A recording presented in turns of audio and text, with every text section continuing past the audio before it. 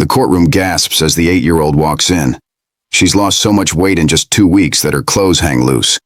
When she sees her father across the room, she breaks free and runs to him, sobbing. The judge's next words will change everything. Before we dive in, comment where in the world you are watching from and don't forget to click subscribe. The pediatrician's voice came through the phone like a death sentence. Mr. Sterling, if Emma doesn't eat within 48 hours, we'll have to hospitalize her.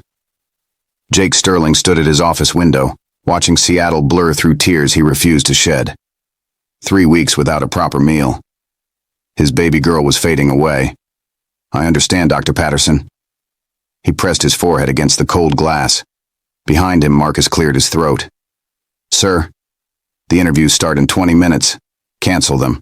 Every specialist fails, Marcus. Jake turned. My daughter is starving. I don't care about job applicants. Sir, one candidate has been waiting since 6:30. It's 8:40 now. Jake paused. What's her name? Diane Morrison, former cook at care facilities.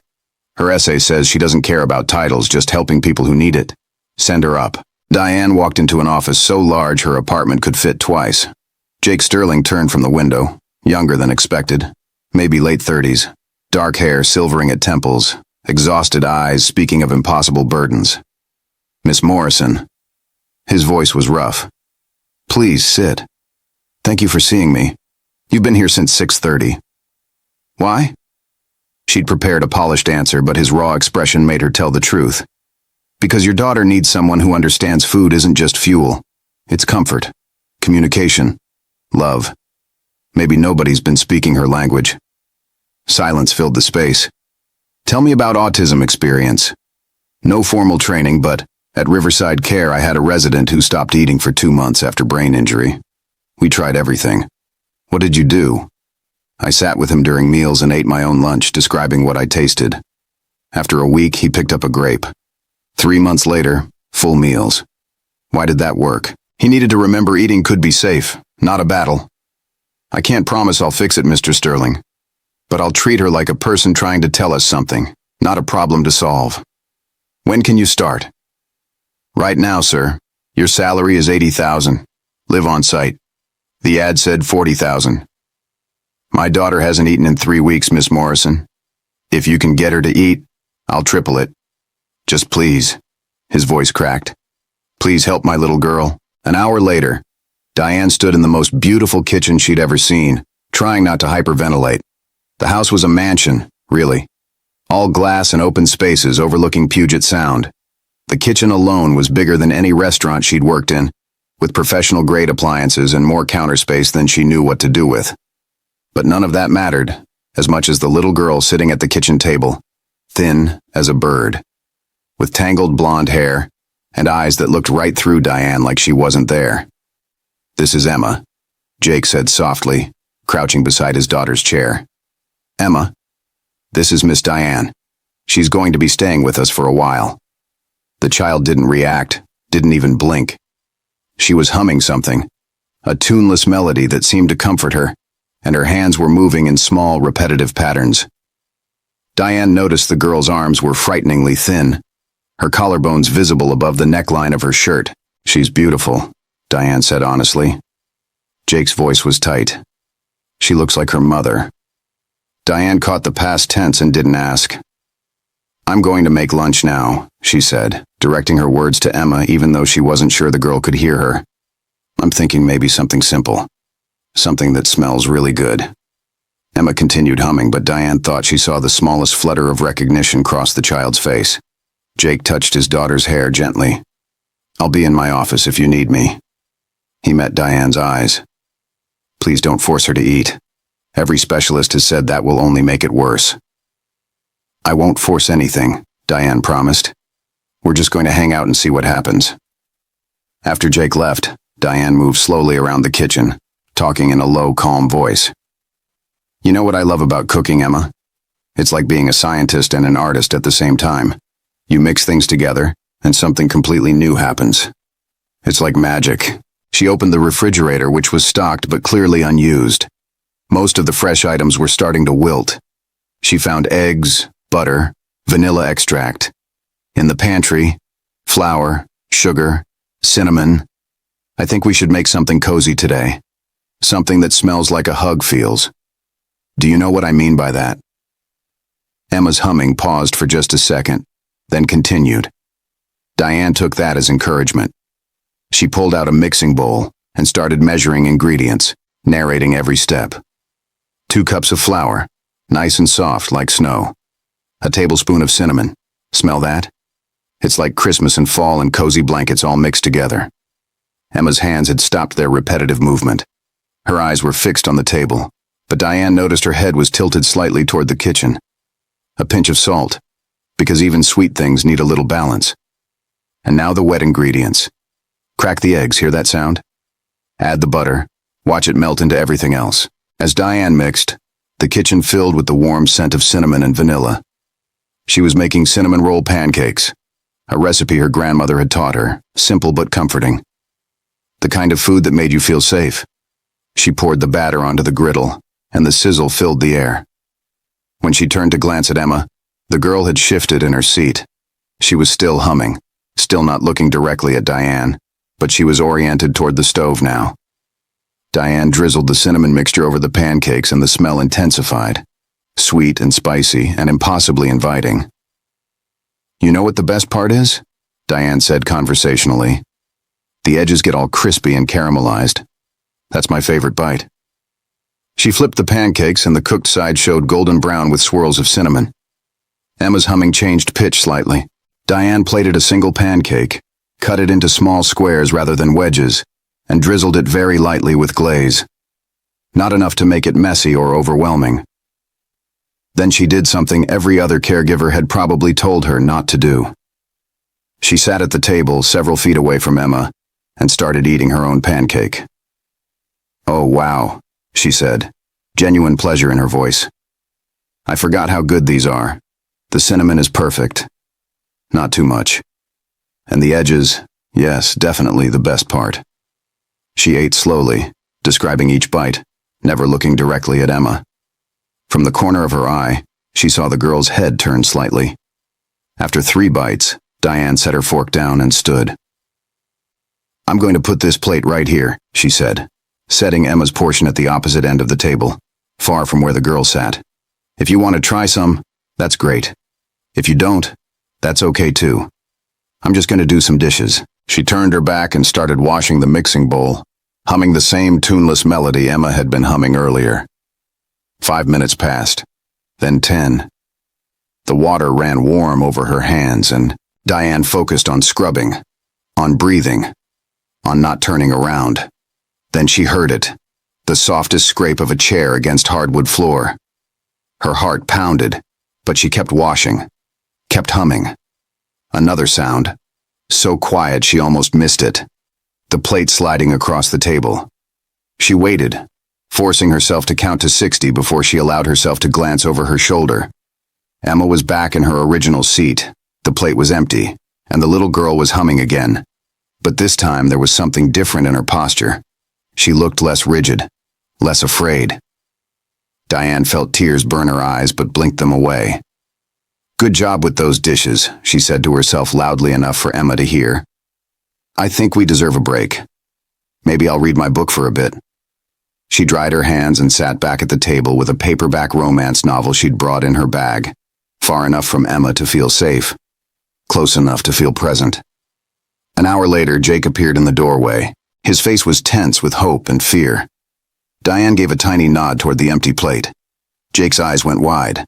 He looked at his daughter, who was still humming softly, then back at Diane. His mouth opened, but no sound came out. Diane stood and walked to where he stood. She's ready for her to start being a kid again. Not a patient, she whispered. But we have to move at her speed, not ours. He nodded, clearly fighting emotion. Thank you. It's just one meal, Mr. Sterling. Don't thank me yet. Call me Jake. Everyone calls me Mr. Sterling, and I'm tired of feeling like a stranger in my own life. Diane smiled. Okay, Jake. And you can call me Diane. Do you have a preference for dinner? He shook his head. Whatever you think is best. As he turned to leave, he paused. Miss Diane? She raised an eyebrow at the formal title paired with her first name. How did you know it would work? I didn't, she admitted. But I figured the worst that could happen was she wouldn't eat, which was already happening. At least this way. She got to make a choice about it. Jake looked at her for a long moment. You're not like the others. The others saw a problem. You see a person. That's because she is a person.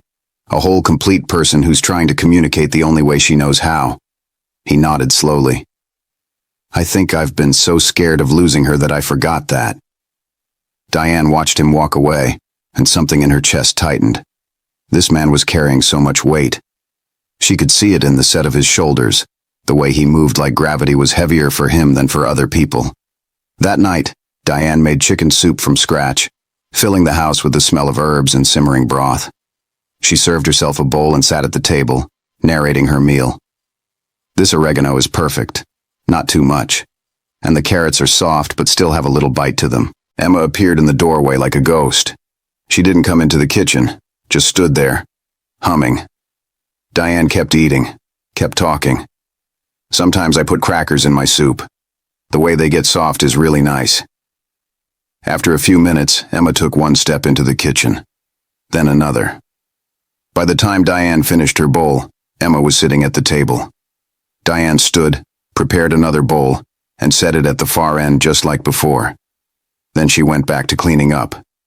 20 minutes later, the bowl was empty again. Progress, Diane thought. Slow, careful progress. That became their routine. Diane cooked, narrated meals, left food without pressure. 3 days in, Emma stayed at the table. 5 days, she moved closer. A week later, Jake found his daughter eating soup while Diane read nearby. He stopped in the doorway, tears on his face. That night after Emma slept, Jake found Diane in the kitchen. You saved her life. She saved her own. She just needed someone to listen differently. Can I ask something?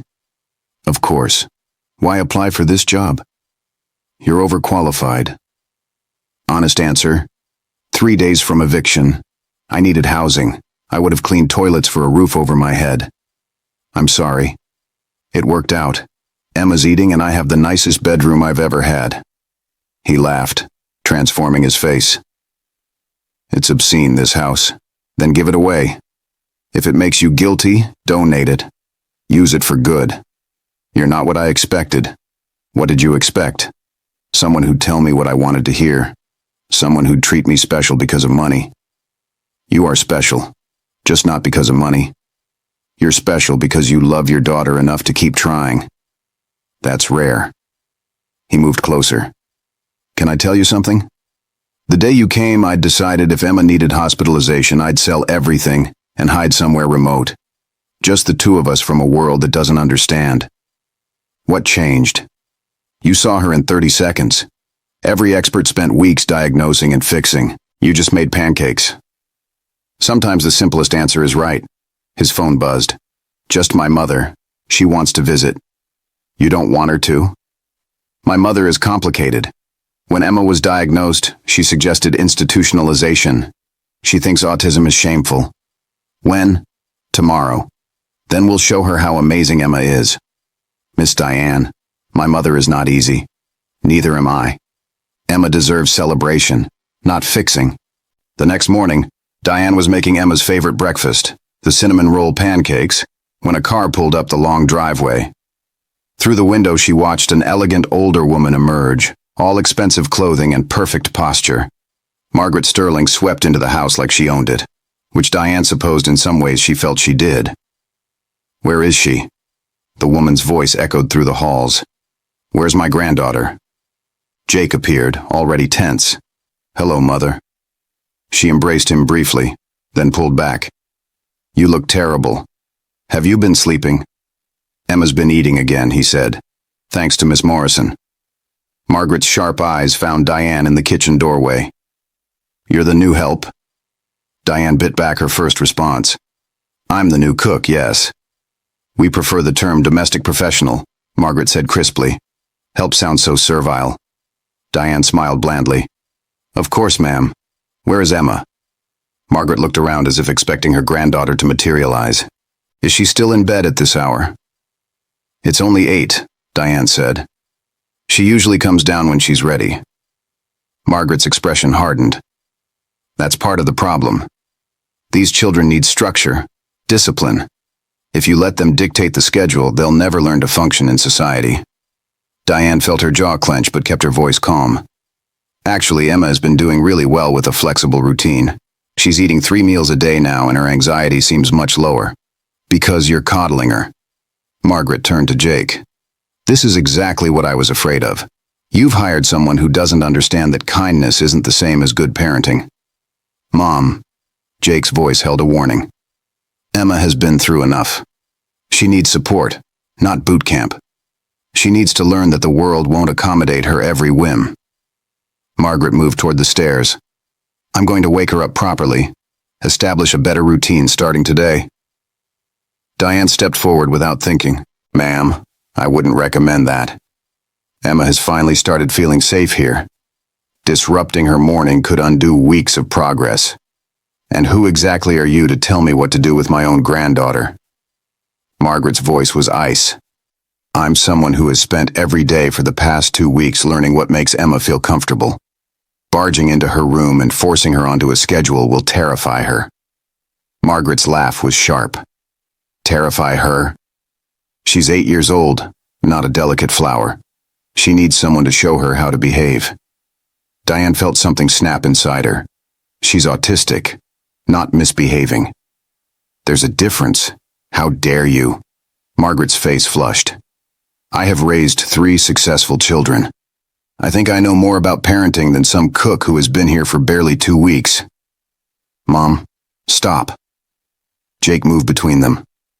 Miss Morrison is right. Emma is doing better than she has in months.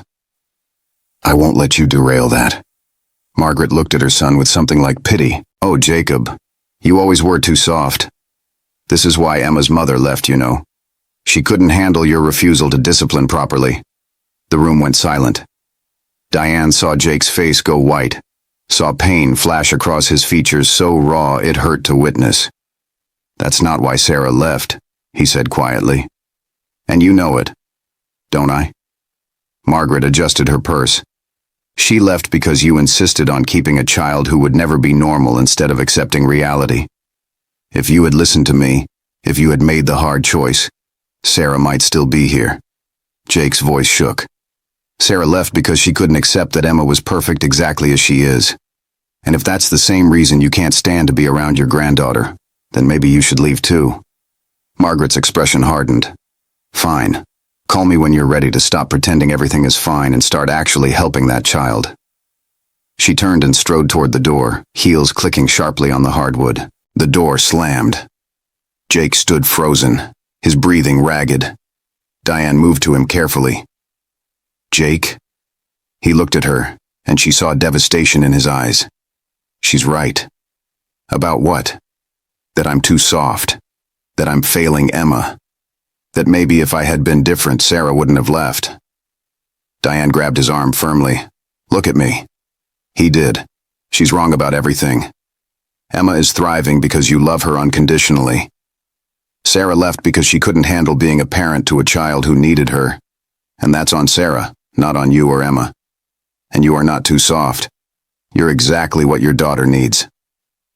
Soft, Jake said bitterly. What kind of father is too soft? The best kind, Diane said fiercely. The world is hard enough. Emma needs soft. She needs safe. She needs you exactly the way you are. He stared at her, something shifting in his expression. How do you do that? Do what? Make me believe things might actually be okay. Before he could answer, they heard it, a small voice from the stairs. Daddy? They both turned. Emma stood on the landing, her hair messy from sleep, her expression uncertain. She'd heard everything. Jake moved immediately, crouching at the bottom of the stairs. Hey, baby bird. I'm here. Emma took a step down, then another. Is Grandma mad at me? Jake's voice cracked. No, sweetheart. Grandma's not mad at you. She's just confused about some things. But I'm not confused. I know exactly what I have. I have the best, most wonderful daughter in the entire world. Emma came down another step. Miss Diane says I'm special. You are special, Jake agreed. So special that I wake up every day grateful I get to be your dad. Emma reached the bottom and wrapped her arms around his neck. I'm hungry. Jake laughed through tears. Then let's get you some breakfast. He looked at Diane over Emma's shoulder, and the gratitude and something else, something warmer and more complicated in his eyes, made her chest tight. That afternoon, while Emma napped, Diane found Jake in his study staring at nothing. She knocked softly. Can I come in? He gestured to a chair. I'm sorry about this morning. Your mother is grieving who she thought Emma would be. That doesn't make it okay, but it might explain it.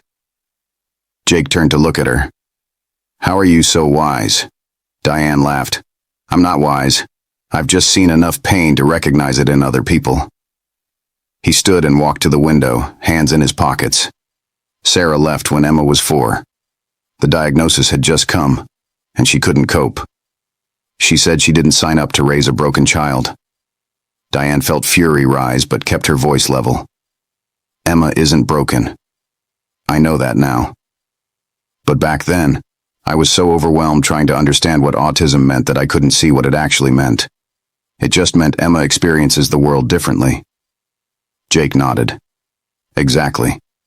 But Sarah saw it as a flaw, a defect. She tried for a year to find a cure, dragged Emma to 100 specialists and therapists. Every failure made her angrier. One day she just packed a bag and left, filed for divorce, gave up custody, moved across the country. We haven't heard from her in 3 years. I'm sorry. Don't be. Emma is better off without someone who sees her as a problem. But sometimes I wonder if my mother is right. Maybe I am too soft. Maybe I'm not preparing her for a world that won't accommodate her. Diane stood and moved to where he was standing. Jake, look at me. He turned. Being soft isn't weakness. Teaching Emma that she's worthy of love and acceptance exactly as she is, that's not failing to prepare her. That's giving her the foundation she needs to face a hard world. If she knows she's loved at home, she'll have the strength to handle the rejection outside. His eyes searched hers. You really believe that? I know it. I was that kid once. Not autistic, but different. Poor, black, from the wrong side of everything. My grandmother taught me I was worthy before the world tried to teach me I wasn't. That's the only reason I survived. Jake reached out and tucked a strand of hair behind her ear, a gesture so gentle and intimate it stole her breath. Thank you for being here, for seeing us. I see you, she said softly. Both of you. The moment stretched between them, charged with something neither was quite ready to name. Then Emma's voice called from upstairs, breaking the spell. Daddy, Miss Diane. Jake smiled. Duty calls. As they headed toward the stairs together, Diane felt something shift inside her. This wasn't just a job anymore. These people had become something more. Something that terrified and thrilled her in equal measure. The weeks that followed fell into a rhythm that felt almost too perfect to be real. Emma continued eating, even began requesting specific foods. She started drawing pictures for Diane, intricate patterns that showed how she saw the world in colors and shapes others missed. Jake worked from home more, joining them for meals, laughing at Diane's stories about her disastrous early cooking attempts. They became something like a family, the three of them. But Diane kept waiting for the other shoe to drop because in her experience, good things never lasted. It came on a Tuesday. Jake got a call from his office that sent him into his study for hours. When he emerged, his face was ashen. Diane was in the kitchen with Emma, teaching her to knead bread dough. Jake stood in the doorway, and she knew immediately something was catastrophically wrong. Emma, sweetheart, can you go play in your room for a bit? The little girl looked between them, sensing the tension, but nodded and left. When she was gone, Diane turned to Jake. What happened? He sat heavily at the table. There's been a breach, a security investigation. Someone has accused me of financial improprieties. It's all false, but the optics are terrible. The board is calling for my resignation. Diane moved to sit across from him. Will they find proof you didn't do anything wrong? Eventually, but that could take months. In the meantime, my reputation is destroyed. The company's stock is plummeting. Everything I built is falling apart. And there's more. He looked at her with devastating eyes. Sarah's lawyer called. She heard about the scandal. She's filed for emergency custody of Emma. Diane's blood ran cold. She can't. She abandoned Emma. Doesn't matter. She's claiming that I'm an unfit parent, that I'm under investigation, that Emma needs stability. The court date is in 3 days. 3 days? That's not enough time to prepare. I know. Jake put his head in his hands. I'm going to lose everything. The company, my reputation, my daughter. Diane reached across and gripped his hands. We won't let that happen. We'll fight. With what? His voice was hollow. Every lawyer in the city is distancing themselves from me. No one wants to be associated with the scandal. My assets are frozen pending investigation. I can't even access my own money to fight this. Then we'll figure something else out. Diane? He looked at her with something like wonder. Why are you still here? You don't owe me anything. I'm here because Emma needs me. Because you need me. Because... She stopped, not sure how to finish the sentence. He finished it for her. Because this became more than a job. Yes, she whispered. Somewhere along the way, this became more than a job.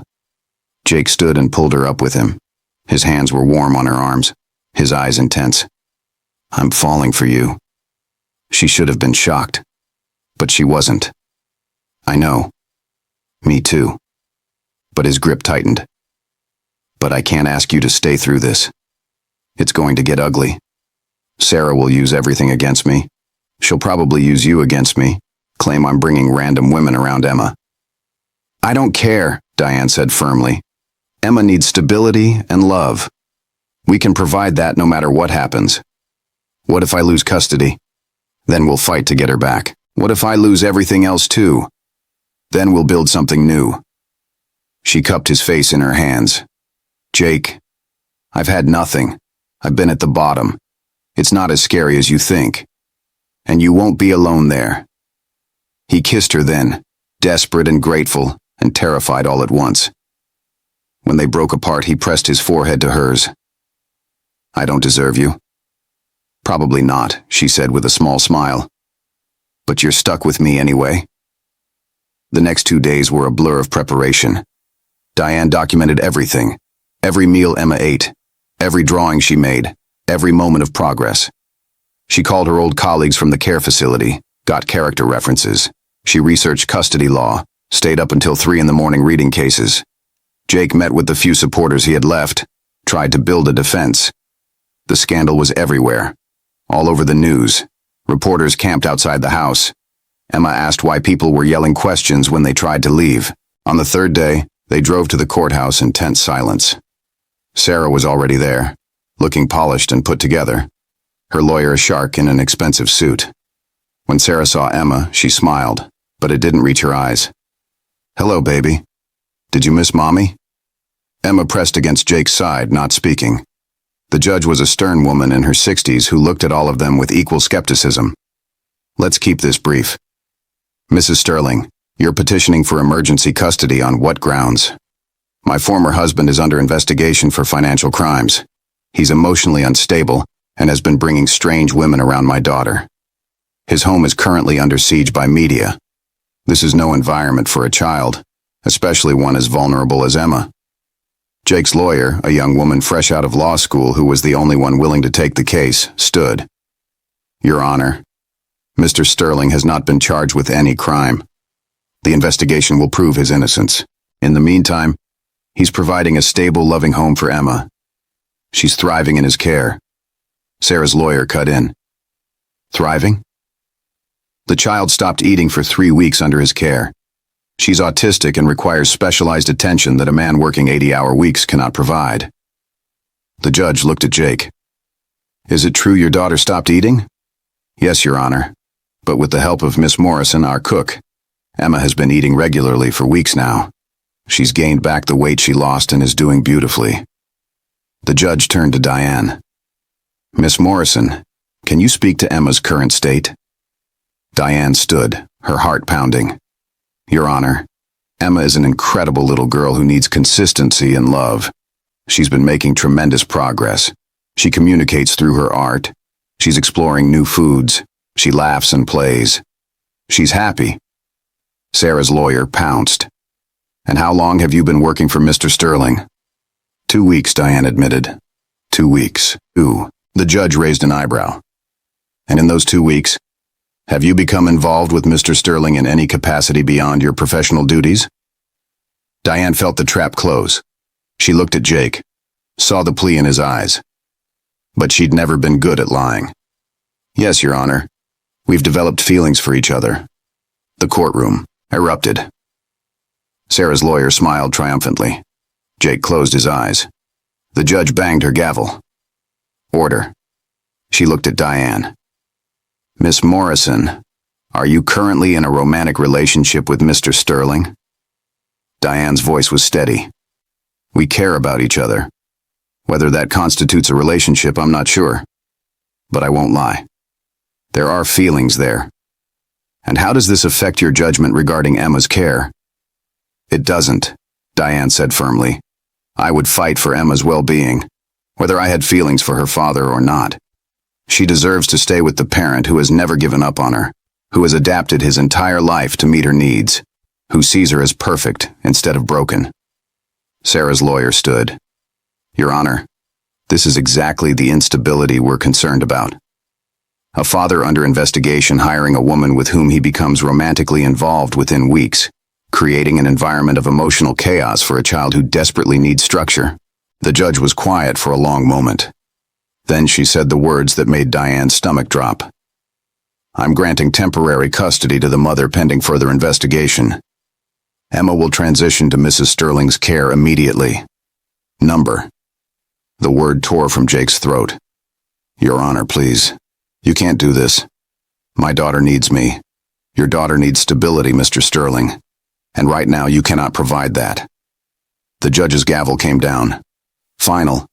Jake turned to where Emma sat in the waiting area with a social worker.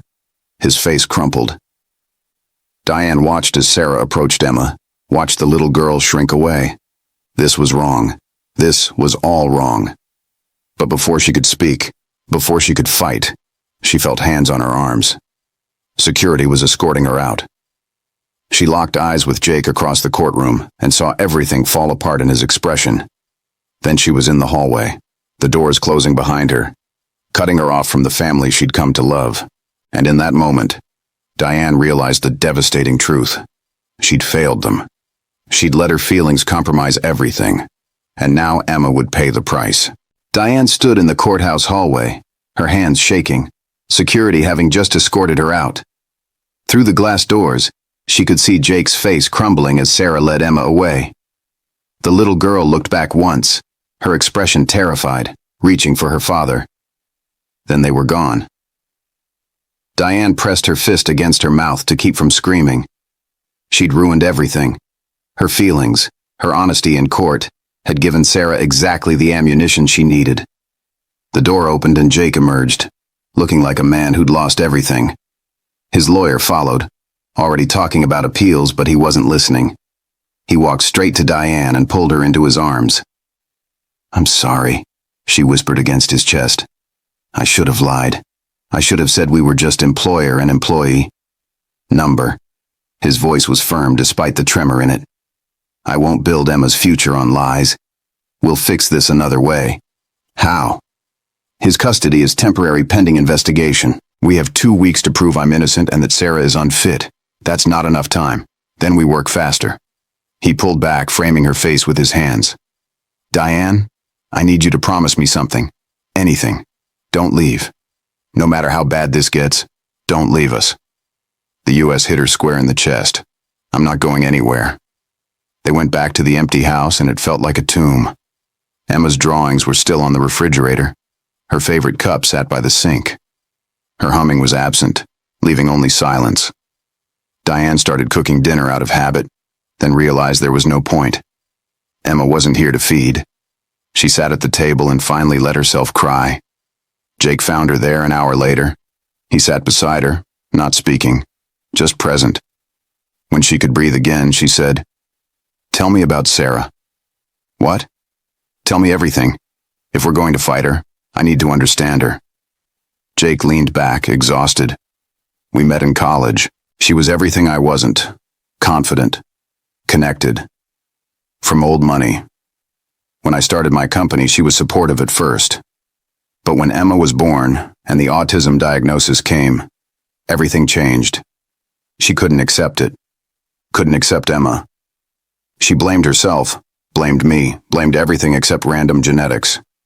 She tried to fix Emma, dragged her to therapy after therapy, treated her like a broken doll that needed repair. When Emma was 4, I came home one day, and Sarah was gone. Packed a bag, left a note saying she couldn't do it anymore. Filed for divorce, gave up custody without a fight. I haven't heard from her in 3 years until now. Why now? Why does she suddenly want custody? Jake's jaw tightened. Because she remarried. A politician. Someone who's building a campaign on family values. Emma makes good optics. The devoted mother who came back for her special needs daughter. It's all theater. Then we prove it's theater. Diane stood. Tomorrow we start gathering evidence. Every text, every email, every witness who can testify she abandoned Emma. We document everything she's doing wrong with Emma right now. We find out who framed you and why. We fight. Jake looked at her with something between hope and despair. What if we lose? We won't. But Jake, if somehow we do, at least we fought. At least Emma will know we never gave up on her. The next morning, Diane woke early and started making calls. She reached out to every contact from her years at Riverside, asked if anyone knew family lawyers who specialized in disability rights. She documented every meal Emma had eaten, every piece of progress, took photos of the art Emma had made. Meanwhile, Jake was in his office with his young lawyer, going through financial records line by line. Someone had planted false transactions in his accounts, made it look like he was embezzling. The forgeries were good but not perfect. They just needed to find the pattern. By noon, Diane had 3 lawyers willing to consult pro bono. By evening, Jake had found the first discrepancy in the financial records. They worked until 2 in the morning, fueled by coffee and desperation. On the 3rd day, Jake's phone rang. It was Emma's school. Mr. Sterling? This is Principal Rodriguez. I'm calling because Emma hasn't been to school since Monday. What? She's supposed to be there. Her mother enrolled her but hasn't brought her once. We've called repeatedly but got no answer. Jake's face went white. Where is she? We don't know, sir. We're required to report this if it continues. Jake hung up and immediately called Sarah's number. No answer. He tried 5 more times. Nothing. He called her lawyer, who said Sarah and Emma were at her beach house for bonding time and weren't to be disturbed. Bonding time? Jake shouted into the phone. She's missing school. She's disrupting her routine. Emma needs structure. The lawyer hung up. Diane watched Jake pace like a caged animal. We need to go there. We can't. The custody order says no contact except supervised visits. If I show up, I'll be in contempt of court. Then I'll go. You can't. She might call the police. Diane grabbed her coat. Then she'll call the police. I'm not letting that little girl suffer because we're afraid of legal consequences. Jake stared at her. You could get arrested. So arrest me. She needs someone to check on her. The drive to Sarah's beach house took 90 minutes. Diane's hands gripped the steering wheel so tight her knuckles went white. The house, when she found it, was a pristine modern structure overlooking the ocean, all glass and expensive landscaping. Diane parked across the street and watched. Nothing moved inside. No lights, no signs of life. She waited 20 minutes, then walked up to the door and knocked. Sarah answered, looking annoyed. She was in yoga pants and a designer sweater, wine glass in hand though it was, barely noon. Can I help you? I'm here to check on Emma. Sarah's expression hardened. You need to leave. This is my property, and you're violating the custody order. Where is she? That's none of your concern. I need to see that she's okay. Sarah started to close the door, but Diane put her foot in the gap. If you don't let me see her, I'm calling Child Protective Services right now and reporting that she's been kept out of school. You're trespassing. I'll call the police. Do it. But first, let me see Emma." For a moment, they stared at each other, two women on opposite sides of a little girl's well-being. Then Sarah stepped back. 5 minutes. That's all. Diane walked into a house that looked like a magazine spread, everything white and sterile and untouched. The kind of place where a child couldn't breathe without worrying about messing something up. "Where is she?" "Upstairs. Second door on the left." Sarah waved her wine glass dismissively, already turning back to her phone. Diane climbed the stairs, her heart pounding so hard she could hear it in her ears. Each step felt like walking through water. She knocked on the second door, gentle, tentative. "Emma?" "Sweetie, it's Miss Diane." The silence that followed was deafening. Then, so quietly she almost missed it, a small sound. A whimper. She opened the door slowly, not wanting to startle. The room was beautiful in the way rooms in catalogs are beautiful, decorated in pinks and purples like a princess fantasy dreamed up by someone who'd never met a real child. Stuffed animals arranged just so on pristine shelves, a bed with a canopy and ruffles, everything perfect and untouched, and completely wrong for Emma. And in the corner, behind the perfectly placed rocking chair, curled as small as possible on the bed, was Emma. She looked smaller than Diane remembered, so much smaller. Thinner again. The weight she'd gained all gone in 2 weeks. Her hair was tangled, unwashed, falling in her face. Her clothes were expensive and new, the kind Sarah would have picked, but they hung loose on her shrinking frame. When she saw Diane, her face crumpled, and she made a sound that broke Diane's heart into 1,000 pieces. "Miss Diane." It came out as a sob. Diane crossed the room in 3 strides and gathered the little girl into her arms. Emma clung to her like a drowning person clinging to a life raft, her small body shaking with the force of held-back tears. "Hey, baby bird. I'm here. I'm here." She rocked Emma gently, one hand stroking her tangled hair, the other rubbing circles on her back the way she'd learned Emma liked. "Are you okay?" What a stupid question. Of course she wasn't okay. Emma pulled back, her eyes red and swollen like she'd been crying for days. Her voice came out small and broken. "She won't let me draw. She says my pictures are weird, and they make her house look messy. She took away all my paper and crayons, and put them somewhere I can't find them. I tried to draw on napkins at dinner and she got so mad." Diane felt rage build in her chest but kept her voice calm. "That's not okay. Your drawings are beautiful." "They make me feel upset when I look at them," Emma said, repeating Sarah's words. "They're supposed to make me feel happy and pretty things, not uncomfortable." Each word was a knife to Diane's heart. "What else, sweetheart?" Emma's voice got even smaller. "She makes me eat at the big table with her and her husband, with the fancy plates and the cloth napkins and like 100 forks. And my food has to be arranged pretty," she says. "But the potatoes touched the green beans last night, and I couldn't eat them and she got so angry. She said I was being difficult on purpose to embarrass her in front of Richard. And I can't hum. She says it's rude and disturbing. And if I can't control myself, then maybe I need medicine to help me control myself." Diane's vision went red, but she forced herself to breathe to stay calm for Emma. "And she won't call Daddy. I asked every day if I could talk to him and she says he's busy working, and I'm not supposed to bother him anymore. She says if I keep asking, then it proves I'm not ready to be here and she'll have to send me somewhere to learn how to behave." Emma's voice broke completely. "I miss my daddy. I miss you. I miss my room, and my drawing, and my pancakes, and being allowed to be me. I hate it here. I want to go home. But she says this is my home now, and I have to get used to it." Diane pulled Emma close again, her own tears falling into the little girl's hair. "I know, sweetie. I know. And I'm so sorry. But you need to listen to me very carefully, okay? We're working on bringing you home. Daddy and I are fighting so hard for you." "When?" Emma looked up with desperate hope. "How long do I have to stay here?" "Soon," Diane promised, praying it was true. "Very soon. But until then, I need you to be strong a little longer." Can you do that for me? Emma's voice was small.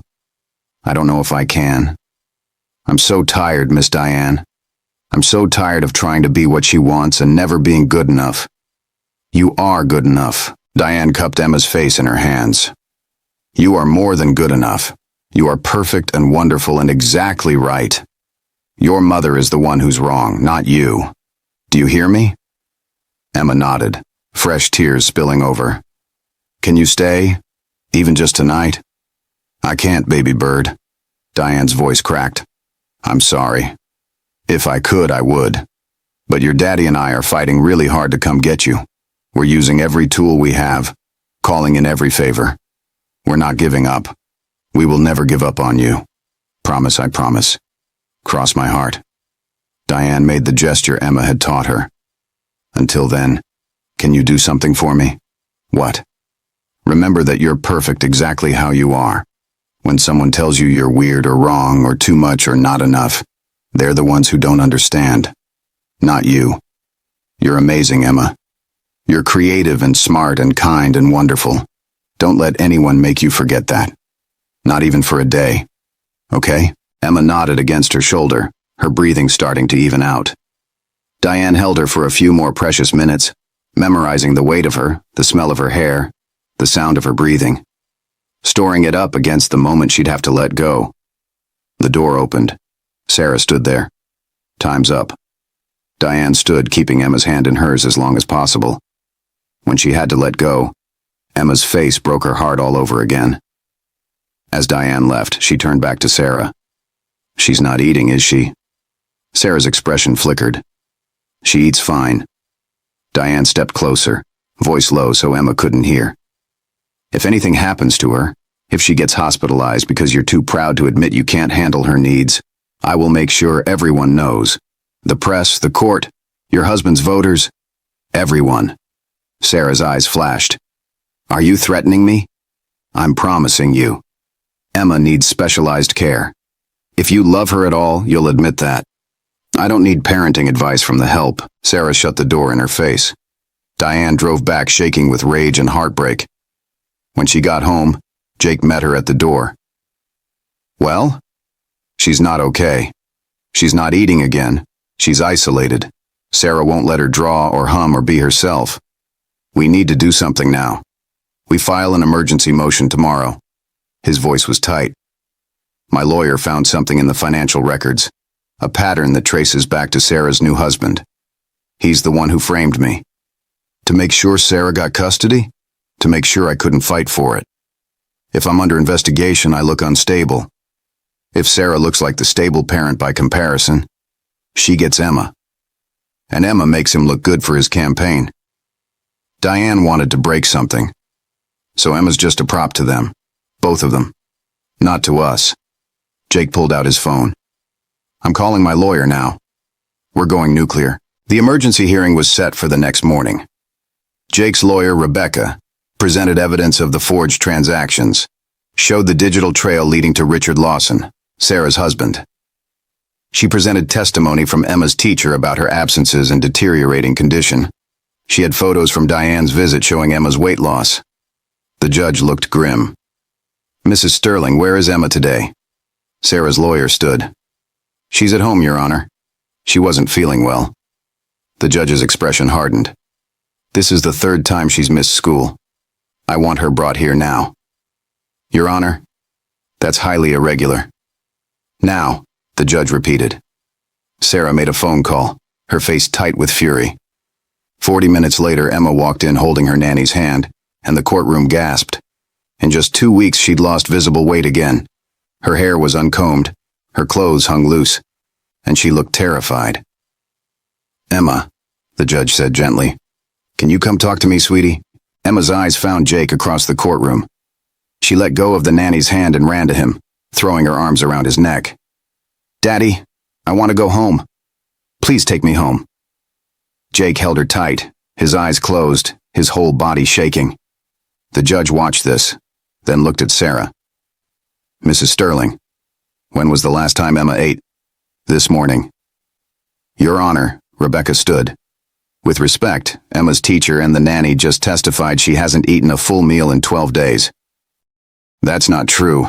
My client has been feeding her regularly. The judge gestured to Emma. Does this child look like she's been eating regularly? Sarah's composure cracked. She won't eat. She refuses everything. So you're admitting she's not eating? I'm saying she's difficult. She's autistic, not difficult, Jake said, his voice breaking. She needs specific support that you refuse to provide because it didn't fit your perfect image. Sarah's face flushed. How dare you? How dare I? Jake stood Emma in his arms. You left her when she needed you. You gave up custody without a fight. You disappeared for 3 years and only came back when she was useful to your new husband's career. Don't you dare lecture me about parenting. Order. The judge banged her gavel. Mr. Sterling, sit down. He sat but kept Emma close. The judge shuffled papers. After reviewing the evidence, including the financial investigation showing Mr. Sterling was framed, Emma's deteriorating condition, and the clear emotional bond with her father, I'm reversing my previous order. Emma will return to her father's custody immediately. Sarah stood. Your Honor, this is outrageous. Sit down, Mrs. Sterling, or I'll hold you in contempt. You abandoned this child for 3 years. You used her as a political prop. You prioritized appearances over her well-being. I'm also ordering supervised visitation only, contingent on you completing parenting classes for children with autism. Court is adjourned. The gavel came down, and Emma burst into tears against Jake's shoulder, but this time they were relief. Diane stood in the back, her own tears falling freely. They'd won. They'd actually won. Jake carried Emma out of the courtroom, and when he reached Diane, he pulled her into the embrace with his free arm. Thank you. Thank you for fighting. Thank you for not giving up. For never seeing her as difficult. Diane kissed Emma's forehead. Welcome home, baby bird. Can we go home now? Emma's voice was small but hopeful. Right now, Jake promised. Right now. The house had never felt so full of life as it did that evening. Diane made Emma's favorite cinnamon roll pancakes, and the little girl ate 3, describing each bite to them in detail just like Diane used to do. The crunch of the edges, the warm cinnamon, the sweet glaze. She'd learned the language of food as communication.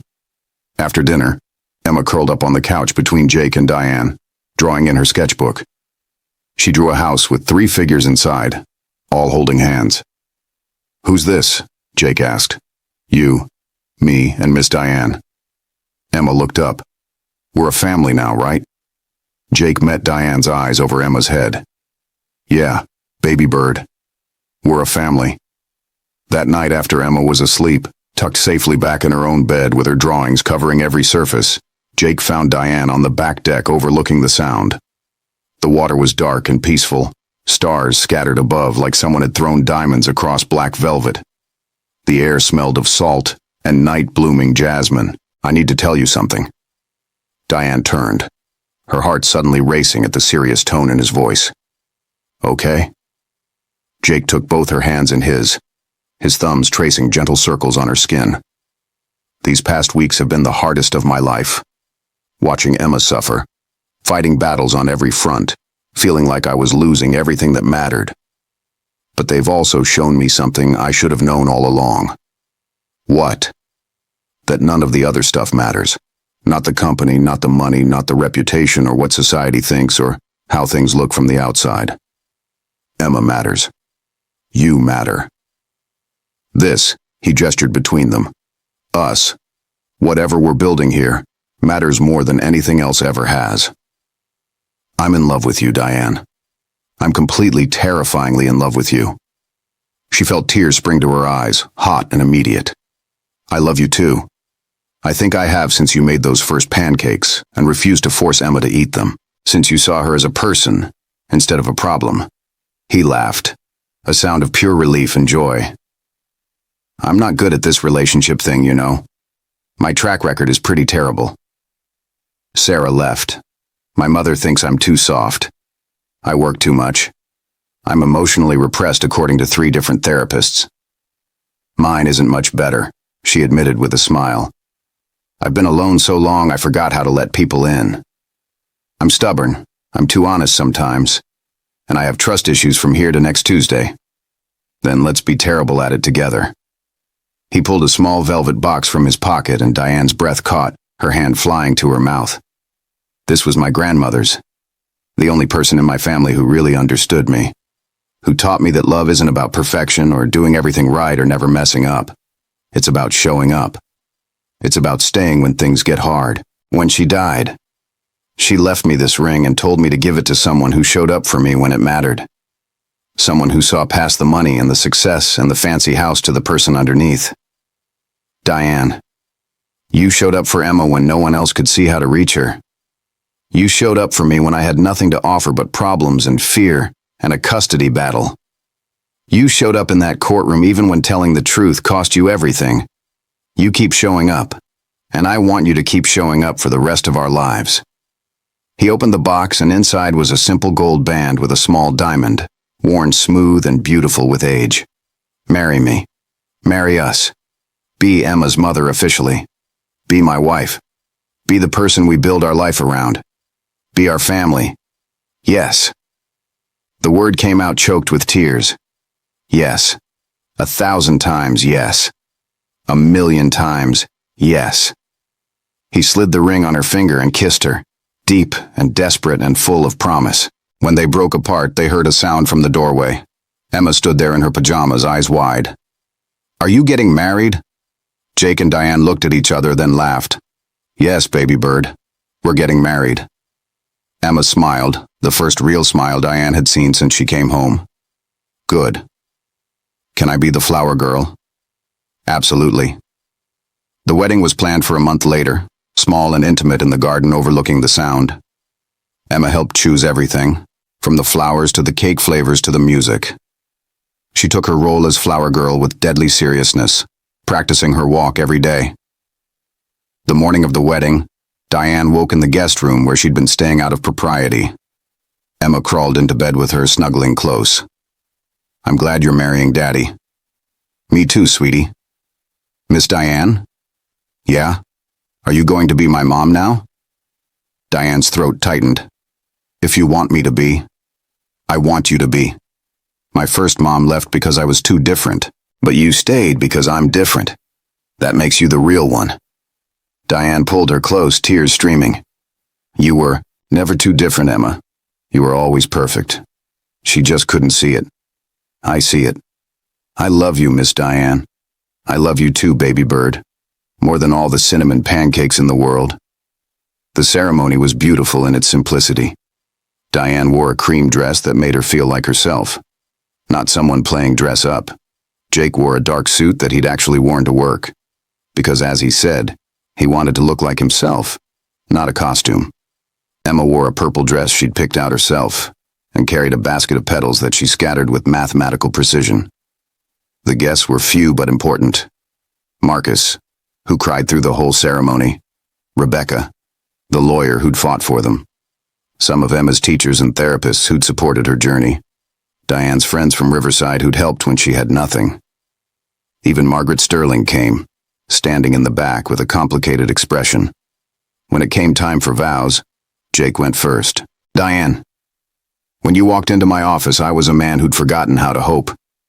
You taught me that love doesn't fix everything, but it makes everything worth facing. You saw Emma not as a problem to solve, but as a person to celebrate. You saw me not as a bank account, but as a man trying his best. I promise to see you the same way, to celebrate who you are, to support your dreams, and to make you pancakes, even though I'll probably burn them. The guests laughed. Diane wiped her eyes and spoke. Jake, I came here desperate and afraid, expecting a job and nothing more. You gave me a family. You gave me purpose. You gave me a home, not just in this house but in your heart. I promise to show up every single day, to fight for us when things get hard, to love Emma as fiercely as you do, and to teach you how to cook without setting off the smoke alarm. More laughter. The officiant smiled. By the power vested in me, I now pronounce you husband and wife.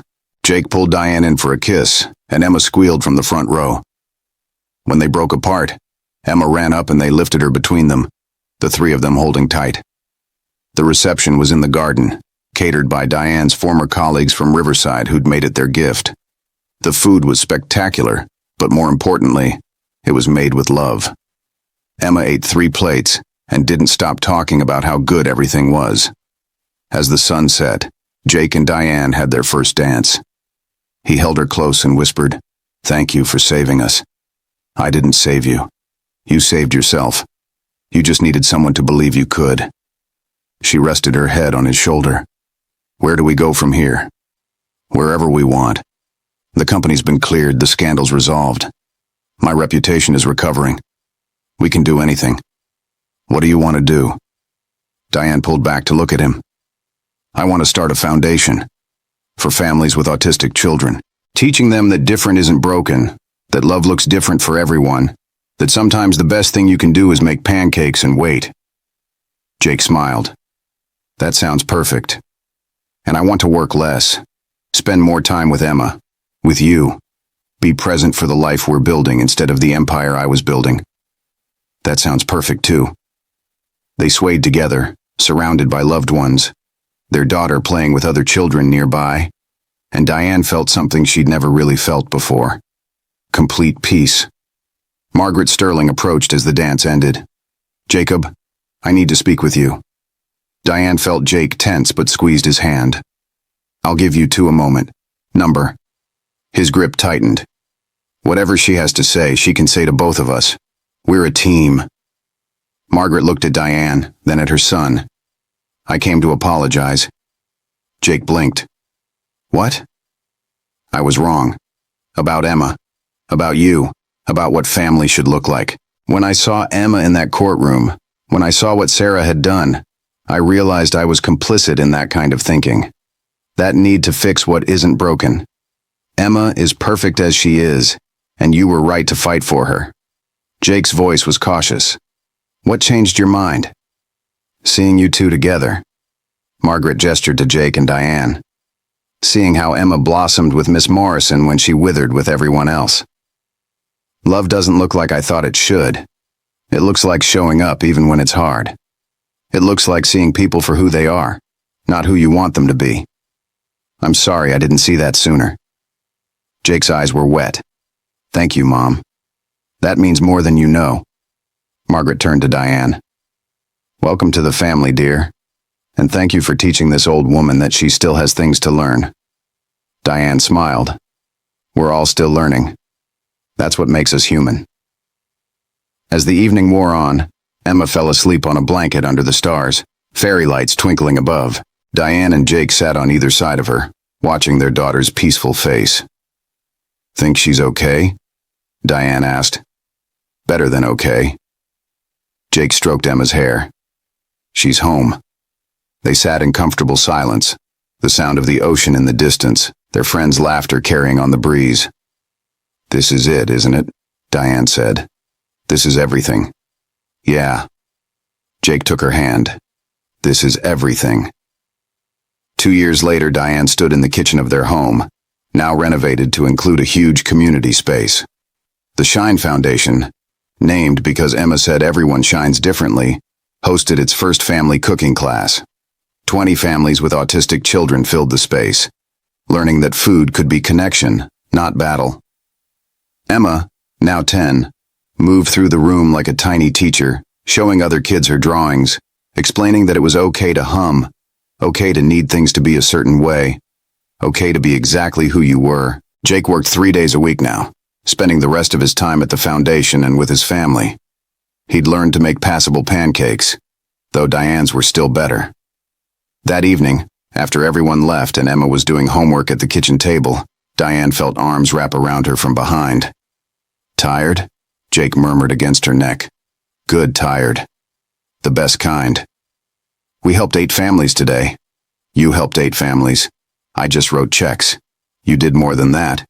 You showed them that fathers can be soft and strong at the same time. That's powerful." Emma looked up from her homework. "Daddy, I need help with math." Jake kissed Diane's temple and went to help their daughter. Diane watched them, Jake patiently explaining fractions, Emma listening intently, occasionally humming when she needed to think. This was the life she'd stumbled into on a desperate morning 2 years ago. This messy, beautiful, imperfect life. She'd come looking for a job and found a family, came with nothing and gained everything. As if reading her thoughts, Jake looked up and caught her eye. He mouthed, "I love you." She mouthed back, "I love you more." Emma glanced between them and grinned. "I love you both most." They laughed, and in that moment, Diane knew with absolute certainty that she was exactly where she belonged. Not because everything was perfect, but because even when things were hard, they were home. And home wasn't a place. It was these two people who saw her, really saw her, and loved her anyway. Later that night, after Emma was in bed, Diane and Jake stood on their deck like they had the night he proposed. The stars were bright, the air was cool, and life was good. "Remember when you first walked into my office?" Jake asked. "Barely. I was so nervous I could hardly breathe. I took one look at you and thought, this woman is going to change everything. Was I right?" He pulled her close. "You changed everything and more. You saved Emma, saved me, built something beautiful from all our broken pieces." "We saved each other," Diane corrected. "That's what family does." They stood together watching the stars, and in the house behind them, Emma slept peacefully, her latest drawing on the fridge showing a house with 3 figures inside. Under it, in her careful handwriting, she'd written, "My family. Perfect. Exactly as we are." And it was perfect. Not because there were no more challenges, no more hard days, no more struggles, but because whatever came, they would face it together. 3 people who'd found each other when they needed it most, who'd built a family not on perfection, but on acceptance, not on fixing, but on celebrating, not on changing, but on loving exactly as they were. Diane looked down at her wedding ring, worn now from 2 years of cooking and cleaning and living.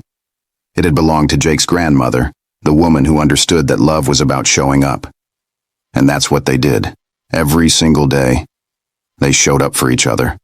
And that, in the end, was everything.